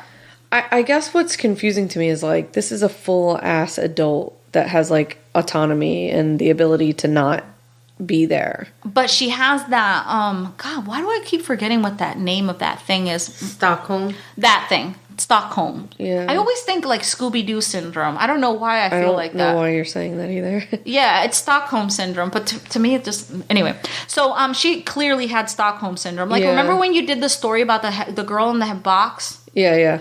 It's kind of like that, where you just, you lose your own identity. Leave. Yeah, you're so scared to leave. And because you become dependent on your abuser, So, anytime that's one phone call to the police might be able to But then you run the risk of getting caught and the punishment being even more severe. Sure. So fear kind of keeps you in Definitely. place. Yeah. It's so weird. It's Definitely. so wrong. The brain is very sensitive and easily manipulated. You can be mind fucked. Yeah. Yes. So every time Kathy was let out of the house, she was only allowed to do so in the trunk of the car. One time the girls went to the laundromat to wash all their clothes and Kathy was in the trunk the entire day. And it was summer. What the fuck? Yeah. The girls kept going out. Just leave her at home. What the fuck? She wasn't allowed to be left at home because Shelley was afraid she would run away. Yeah. She was literally a slave, a kidnapped person. Yeah. So Shelley had been giving Kathy a bunch of drugs. Like I said, a mixture of Prozac, muscle relaxers. So it kept her docile. And it was slowly poisoning her. So by this time, Kathy was also moved into the basement. She had nothing left. All of her shit fit into a paper bag. Probably a lunch sack and shit, all right? Wow. She lived in a 5x8 space that was directly next to the oil furnace. She was sleeping on a concrete floor in an unfinished basement. It was cold. It was damp. It was unsuitable for animals, never mind humans, right? Plus the fumes coming off of there, Right, yeah, that's what I was thinking. Kathy was so broken that she didn't even accept help from the kids, not even to run away. She refused to run away. One winter day, the kids saw Shelley and Dave and a naked Kathy outside. She was made to slide down in the nude down a snowy hill and it was the same hill that the kids were left naked on top of. She was made to slide down that hill over and over and over until her butt was scraped raw. The next morning, when the kids went out there, they saw a trail of bloody snow. And they cried. They literally cried for her. It was just so sad. So in 1991, Shelley began to tell people that Kathy had run away with a trucker boyfriend named Rocky. Because at this point, Shelley can't run the risk of people coming to look for Kathy because they would see her abused and battered body, and she would definitely go to jail.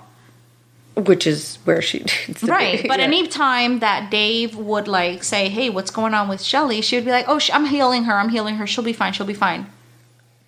Right. I mean, like, he obviously knows what the fuck is going on. I mean, yeah, but they were like in deep, deep denial. Because he's like the one that sprays the kids with the hose and shit. Like, he's here for it. Yeah, he's into it. So Kathy's family began to accept this as fact, and Kathy's mom was just like, oh, what a piece of shit. She left me. I needed heart surgery. She wasn't there for me. She ran off to chase dick or whatever. They were just like, oh, she's the worst kind of person. Right. And Shelley was like feeding right into that. Yeah, just she doesn't want to have anything. All over that fire. Yeah, she just wants to, you know. Right. She was just, but Kathy was actually the poor thing. Just in the basement, Yeah, suffering. Yeah. Held captive. So in 1992, the family bought a house and they all moved into this farmhouse. It was a secluded spot with lots of smaller buildings out back. So there was a chicken coop, there was a pump house, there was a shed, there was a storage garage, you know. It was on 5 acres. So the house was small with only one bathroom, and it was located right next to the parents' bedroom, right next to Shelley's bedroom. So Tori slept with her parents. Shane slept on the floor in Nikki's closet. I'll let that marinate for a little bit. Perfect. Kathy slept on the floor in the living room. In this property... Nobody's in beds. Everybody's just, like, in sections on the floor and shit. Well, Nikki had her own bedroom, and Sammy had her own bedroom. Oh, okay. Everybody else is just, like... in closets on the floor. Yeah. And, okay. Well, the slaves are. Yeah. Shane and Kathy at this point. All right, so everyone in this house was made a slave while Shelley watched TV. Yeah. She's just giving orders. She's watching TV. She's got the good life. She really does. Shelley's abuse continued, often including bites to the head, punches to the back of the head, to the back, just punch them in the back, which sounds so hollow. Yeah, I'm like, how do you bite someone's head? It's so weird. Like, there's not a lot there. Yeah, but like, can you imagine how much that shit hurts? Yes, Somebody I bites you in can. the Yeah, head. definitely. That definitely draws blood. And it's also extremely violent. Very gross. And she would, give huge slaps to the face, just fucking smack you in the face. This abuse was shared between Nikki, Shane, and Kathy. Kathy, of course, getting the worst of it, right? So Shelley also began to make Kathy bathe with bleach. She had limited their bathroom time, so Kathy, of course, was smelling like an animal, right? Yeah. So Shelley would have her bathe with bleach outside, pure bleach. And at this point, Kathy had open sores, so she would scream when the bleach would, it's caustic. Yeah. I mean, you can even, just doing a load or two of laundry with bleach, you can feel it on your hands. Yeah, my sister's allergic to bleach. Oh, really? She'll pass out if she has bleach. She goes into anaphylactic shock. Your sister's done my hair, and she was telling me of probably one of the funniest stories I've ever heard in my life, because she bleaches her own hair. Of the time she almost died. She was bleaching, put bleach all over her head in the bathroom, and then passed out in the bathroom shower trying to get the bleach off. I'm not sure I've laughed. It's a fucking funny. My sister's hilarious. She is hilarious. She tells the best stories too. She had me laughing so hard. She's like, I'm like, why would you bleach your own hair? She's like, well, I mean, look at it. It's so good.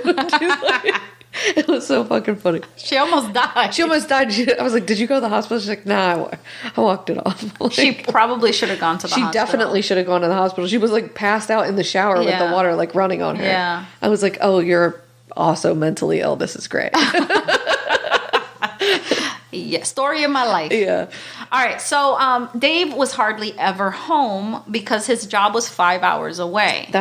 He would fucking work the whole week and then drive the weekends for 5 hours to go help Shelley and fix up the house and work some more for Shelley. Why?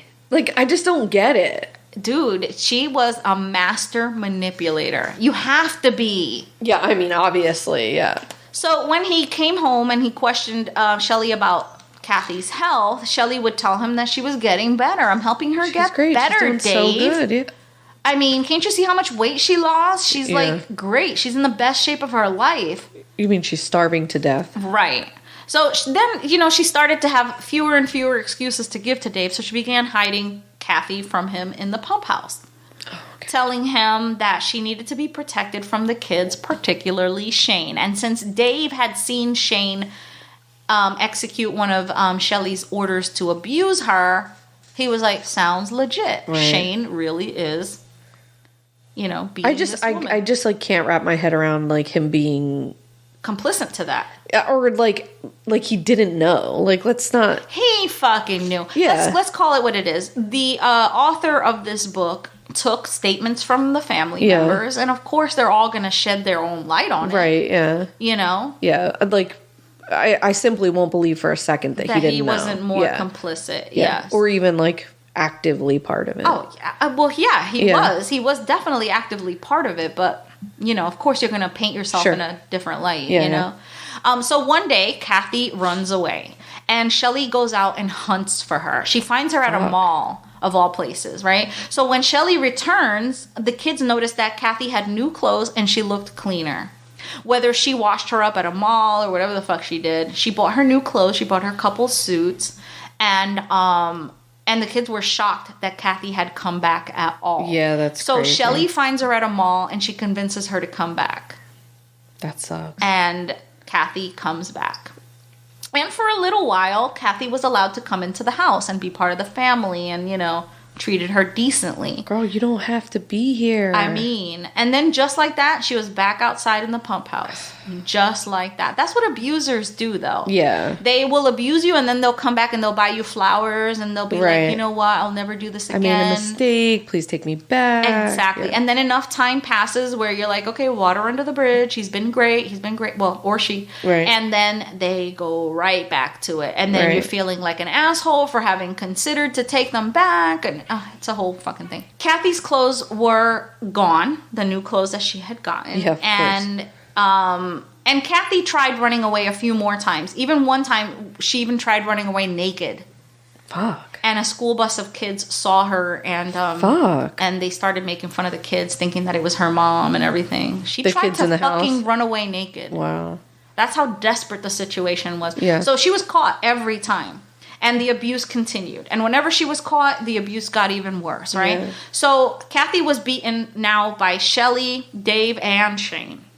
Shelley being the one ordering the abuse, and, Shane and Dave being the ones doing it. She was kicked in the head with steel-toed boots. She, the pump house became Shelley's favorite place to punish people. And as Kathy's health deteriorated, the kids began to see the urgency of getting Kathy to run away. Mm. By this point, the kids were really, really worried about her. Yeah. And she wasn't, letting Kathy out of the pump house for days. How old are the kids at this point? They're in their teens. Okay. They're in their teens. And Kathy's in her 30s. I think she's 37, 38. Fuck. Uh-huh. So Kathy was so psychologically broken that she stopped running away. Yeah. And when the kids one day Shane unlocked the pump house, and Kathy was like, "No, go away, I'm not leaving, I'm not going anywhere." And they were like, "Get the fuck out, you're gonna die." And she was just like, "Nope, she gave up. Leaving." Yeah, she had given up. At this point, Kathy's face was completely swollen, and she had no teeth left. The fuck, man. The kids begged her to leave, but she wouldn't. So Shelley abused Dave mentally and physically, her husband. Yeah. She used him like a slave, too. He used to drive 5 hours each weekend to come to the house to fix shit up for Shelley, to make it, to her standards.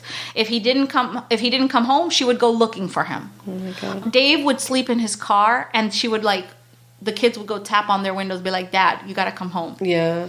Dave's self-esteem was so low. Shelley demanded more and more money. Even though she drove a brand new car, he drove an old car. He was just living like a destitute man during the week, so that Shelley could drive a new car back home. She claimed her cancer treatments was eating up all of the family's money. Yeah. And Dave loved Shelley. He didn't have it in him to fight her. So he began to worry about Kathy dying. And he told Shelley, "Let's take her somewhere. Let's drop her off at a homeless shelter or whatever." Uh-huh. And Shelley didn't want to let Kathy go because she knew that Kathy would tell what had happened and she would go to jail. Yeah. But she still didn't have any end in sight for Kathy. She just thought this abuse would just continue, The thing that sent things over the top was one day Shelley found a Tupperware container of poop. Kathy wasn't allowed to use the bathroom, so she pooped in the Tupperware and tried to hide it from Shelley. What the fuck? When Shelley found it, she fucking lost it. So Shelley beat her with a cord and pulled her hair and dragged her around the kitchen floor. Fuck. When Dave came home, Shelley had made him make a waterboarding device so that they could punish her. And that's exactly what he did. He made a waterboarding device. While they were waterboarding, Kathy, Shelley yelled names at her, and this went on for a whole 10 minutes. Shelley later justified it to the kids as giving her friend Kathy a much-needed bath. Kathy was fed rotten food smoothies and was made to eat an entire cup of salt. Now, mind you, at this point, she's failing. Her health is just so she couldn't even stand on her own, and her breathing had become labored. She would lose her equilibrium and, probably from the salt poisoning. She's dying. She's just fucking dying. Her skin was mottled and bruised. That's right when you start to die, your skin becomes mottled. And they brought her in the house, and they were like, ooh, shit, we gone too far. So they bring her in the house, and they put her in a nice warm bath. And while she's in the bath, she slips, and she shatters the glass shower door, and what the fuck? Cuts, deeply cuts her leg and her abdomen to the point where she really, really needs to go to the hospital. Yeah. But, Shelley can't afford to take her to the hospital because she will tell. So Shelley bandages her and then moves her into the laundry room to, live and to live. to heal, right? To get better. But by this time, Kathy had lost her mental capacities. Kathy could no longer track you with her eyes. She could no longer, she would gurgle instead of speaking. She's dying. Yeah, she's dying. She's dead. So Dave comes home and, for the weekend. Yeah. And he hears Kathy gurgling and moaning from the laundry room. Shelley's completely unconcerned. She leaves to go pick up her daughter at her job. And, So Dave goes in to check on Kathy, and he noticed that she had vomited and was choking on it. That's what the gurgling was. And that the room smelled like death. She already smelled like a dead body. He and Shane tried to help her by scooping out the vomit and helping her sit up and giving her CPR. No one called 911. And so she dies. Shane wanted to call an ambulance, but they told him, what for? She's already dead, right? So Dave and Shelley packed up the girls and they take them to a motel. And while they're swimming in the motel pool, Dave, Shelley, and Shane burned Kathy's body and all of her things in their backyard. Then he took her ashes and dumped them at a beach. And they made Shane and Nikki help, sort through the ashes for bone particles and, 2 kids. Yeah. All right. So Shelley immediately begins to think of a story to tell people about Kathy's disappearance. She's like, we all got to get our story together. The story was that Kathy had run off with Rocky the trucker, and Shelley tried to plant this memory into the kids. So she would quiz them on it and everything. The only one that wasn't ready to go along with it was Shane. So Shelley began to threaten him that if he told anyone, she would pin it on him. So during this time, Shane had started to grow tired of this abuse, right? And which included beatings and icy hot to his penis. And now he was looking to escape this fucking hell because he was like, wow, when my mother was, addicted to drugs and I was running the streets, that was still better than what I'm doing right now. Yeah. So Shelley also began to watch the kids as they went to the bathroom. So when they were allowed to go to the bathroom, she would sit there and watch them because now at this point, I can't trust that you're going to run away or, So she started to limit them. So Shane tried running away a few times. And once again, Shelley would pack up the car and hunt him down. I mean, are they not going to school? She knows where they're at school. You know what I'm saying? She's just keeping them very... Yeah. This is in the summertime, too. So she's, keeping them very under her thumb. She found him every single time. Yeah. And she would be kind to him for a bit, and then she would go right back to her evil ways. So Dave was even put to the task of beating Shane. Dave liked Shane, though. He thought of him as his son. Yeah. So Shane had begun to do poorly in school. And they were like, well, he's just a bad kid. But really, it was because of all the fucking abuse. Yeah, I mean, what the fuck? So he hated abusing Kathy. Shane fucking hated that he had to been forced to do that. And he wanted to leave. He really did. He didn't know when he would do it, though. So Now, with the threat of being blamed for Kathy's death, he began to feel desperate because they were threatening him with that. So Shelley was convinced that Shane was going to tell. And this went on for a whole year. So Shelley began to push Dave about Shane. She would make things up about Shane. So one day when he comes home, Dave, she meets him at the door, and he's holding a pair of Tori's panties, and they're covered in blood. And she told Dave that Shane had sexually assaulted Tori. Jesus Christ. So Dave beat the living fuck out of Shane, like beat him like an animal. Yeah. And it was all a lie, but Dave believed it. Of course. Then suddenly, one day, Shane was just gone. He was just fucking missing. It was February 1995. Dave and Shelley told the girls that Shane had run away to join a fishing boat in Alaska. Because, they were in Washington. So that's like something common that young boys did to earn money. So the girls didn't believe it, but they were hopeful that he was able to get away like he had said that he would do for so many years, right? Shelley claimed that Shane would call, but the girls, every time he would call, the girls miraculously missed the call. Yeah. Oh, Shane just called. You just missed it. So Shelley's stepmother and Shane's grandmother, she began to wonder where the fuck Shane was, because she would always keep track of Shane. And, it wasn't like him to just disappear. It turns out that he had shown Nikki some pictures that he had kept as like kind of collateral. And he was keeping it so that if the police ever came to him, or if he could run away, he would get the mother arrested. He would be like, look at what he did, what she did. And this is what, and I was a witness. So Nikki told on him. She told her mom that Shane had these pictures. So they fucking searched everywhere, and this became the excuse. So what Dave did was, one day Shane was out in a trailer, in a shed or whatever, and Dave came up on him and shot him in the back of the head and killed him. And then burned him in the same burn pile that they had burnt Kathy. And then they took his ashes and they dumped them at the beach too. All right, so that's what happened. But as far as the girls are concerned, Shane is happy somewhere. He's met someone, blah, blah, blah. All right, so with Shane gone, Shelley took to abusing Nikki again. So she would lock her out to sleep in the elements. Like, she would just sleep outside. One particular incident of abuse involved chasing Nikki down and stabbing her in the back of the leg. The girls began hiding sleeping bags and warm clothes in the chicken coop, so that when the mother felt like kicking them out, they would have something, right? Nikki even tried suicide a few times. She was sleeping where Kathy slept at this point, and her clothes were taken away. So she basically took Kathy's place. And Dave and Kathy both did this to Nikki. Then Nikki started fucking fighting her mom back. And she was like, no, you're not going to do. She started fucking fighting her back. So Shelley decided to send Nikki to her aunt's house. That's like a punishment. So she went to go live with her aunt Trish, all right, on a reservation. And Nikki told Trish about the abuse at home.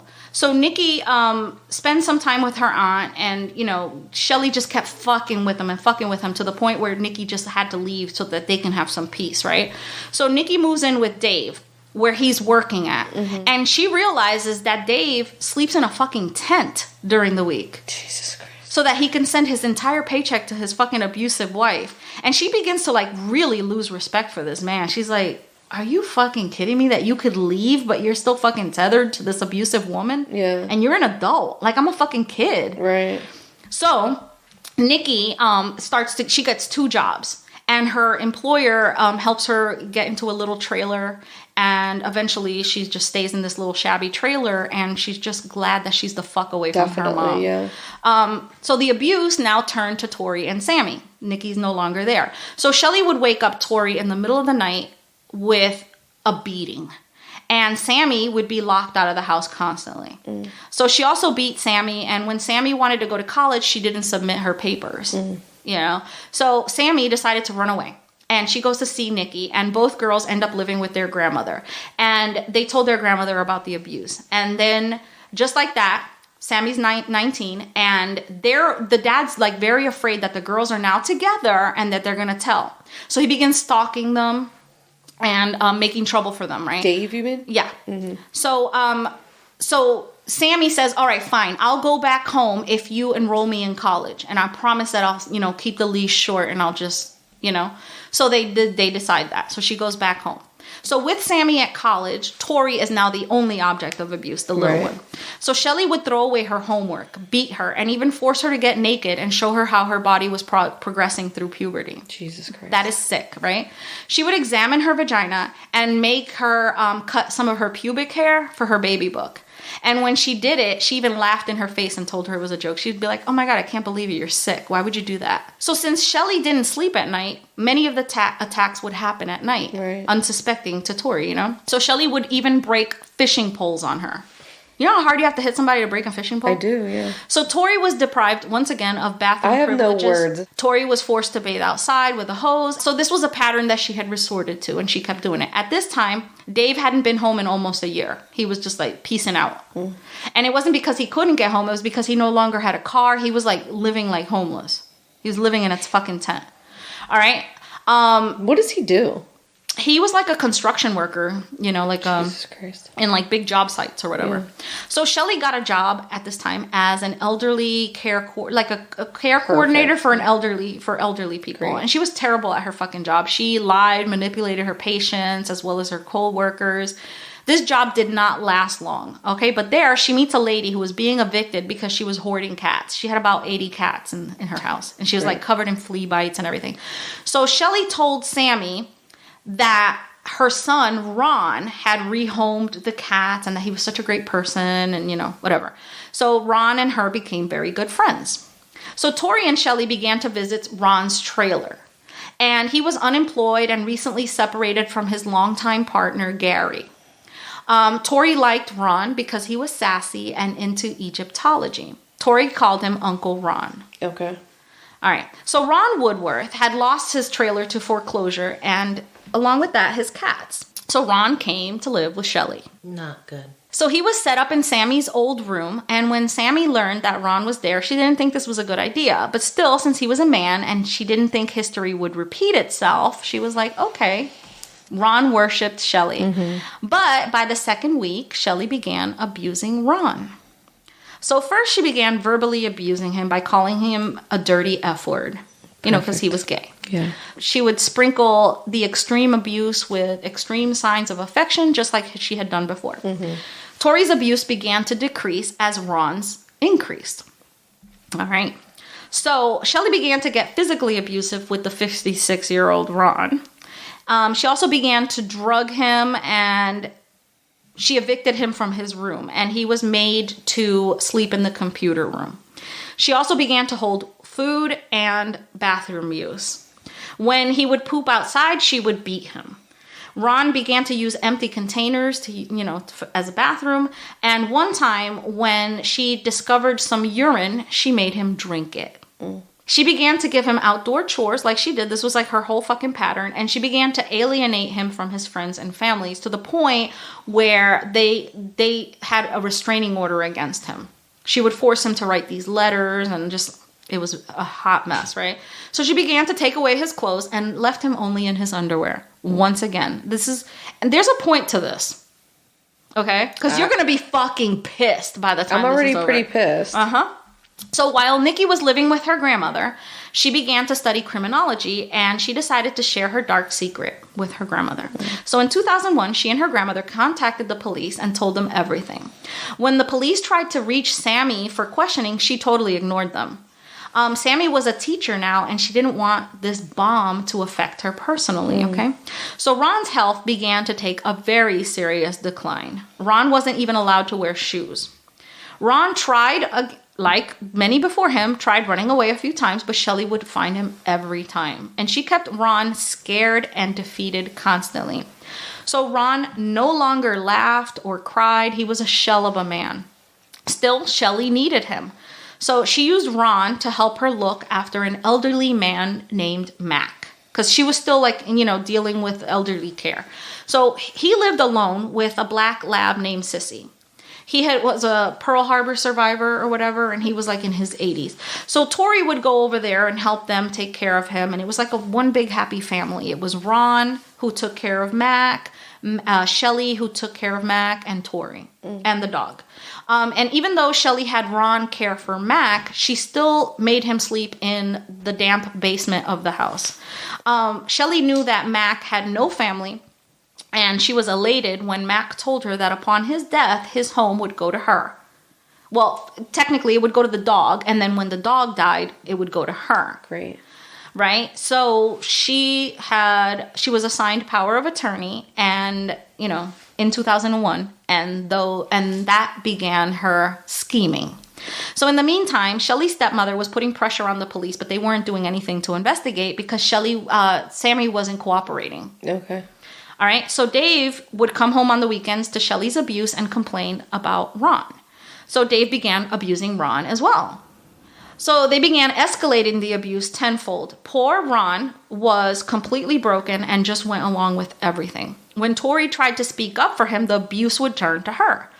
So in 2002, Mac was taken to the hospital after a fall. Ron had been seen at the house. Ron had been at the house when it happened, and according to Shelley, Mac died from that fall, and she made it seem like it was Ron's fault. Okay, even though Ron denied it. Shelley inherited $5,000 from that, and the very much alive Sissy, the dog. Okay. All right. So Shelley used Mac's death as a way to break Ron down further. She was like, hey, you killed him. You're a murderer. You're the F word, and you're a murderer. You're a piece of trash, blah, blah, blah. At this point, Ron started to believe that the police were looking for him. All right. So every time he would see police, he would hide. And this is beneficial to Shelley because the police are starting to question about Kathy and they're coming to the house. Mm-hmm. So it's not beneficial for him to be seen. Right. All right. So Ron's teeth had started to fall out and his long hair had been shaved off like he was a prison camp person. All right. He used to wear his long hair in a ponytail and he would wear jewelry. Yeah. All right. So they also lied to the lawyers and told them that the dog had died. So they were able to move into Mac's place. But the neighbors were like, no, we don't want your kind here. Like they were very, yeah. So it was like they were going between homes because the neighbors were like, no. Just a clarification. Uh-huh. Was the dog supposed to live in the house by itself? No, she was supposed to take care of the dog until it died. And then they could move into the house. Yeah. That's very strange. They had to be very honest about it. Okay. Yeah.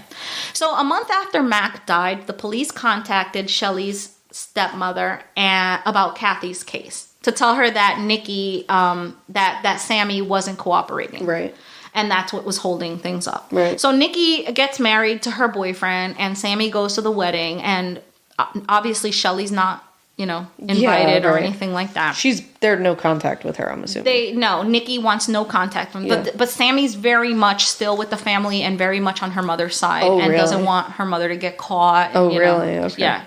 So by this time, Kathy's family was starting to ask questions. All right. Kathy's family. They're like, wait, we haven't heard from her in years. Like, what the fuck? Right. And the police were starting to ask questions too. So they were coming around the house one day to serve Ron with a restraining order from his estranged mother. When they spotted Ron, he ran away into the fucking woods. He just beat feet. Then he thought at the time that they were coming to arrest him for Mac's murder, which Shelley had convinced him that he had done, right? Right. So he's still slaving around. Ron is just, there. Right. In 2003, Shelley receives a letter in the mail saying, the gunshots you heard last night were from Kathy. She's come back from the dead to avenge. Right?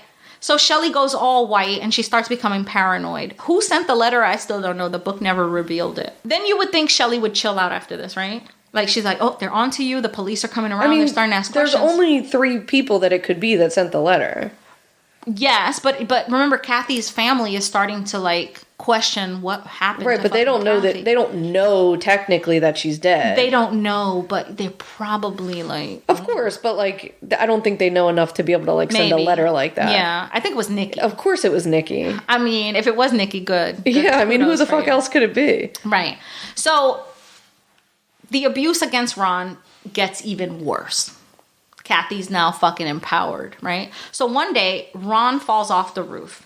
And after Kathy had made him get up there for whatever reason, he's fucking in his late 50s, early 60s, okay? Tori witnessed how Dave and Shelley made him get up and jump back down again and again. Jesus Christ. And again, until Ron had broken bones and his feet were pulpy meat. What the fuck? Then Shelley treated his feet by pouring pure bleach and hot water on them. This made his flesh die. So his feet became extremely infected. So after this, Ron slept mostly in the laundry room on the first floor because he could no longer walk upstairs. Yeah, I guess not. So Shelley began to chill out. She was like, ooh, I've gone too far, right? So she makes plans to drop him off at a homeless shelter, to just dump him, you know. But she's scared that, like Kathy, he would tell the police everything that, you know, that she had been doing to him. So she started feeding him a steady diet of alcohol and pills. And then Ron dies. Tori doesn't know this. She just, you know, Shelley just tells her mom, tells her daughter, hey, I'm going to take him to Mac's house so that he can be at peace and, you know, heal from this.